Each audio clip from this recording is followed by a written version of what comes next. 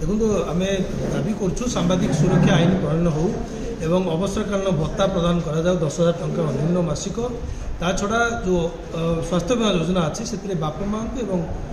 निर्भरशील संतान संतति मान सामिल करा जाऊ ता छड़ा राज्य में प्रेस एकाडेमी गठन करा जाऊ ये 6 दफा दाबी नहीं आम 29 तारिख में समग्र राज्य में जिलापाल कार्यालय सम्मुखें सांबादिक मैंने प्रतिवाद करते उत्कल सांबादिक संघ पक्षर से क्रम आज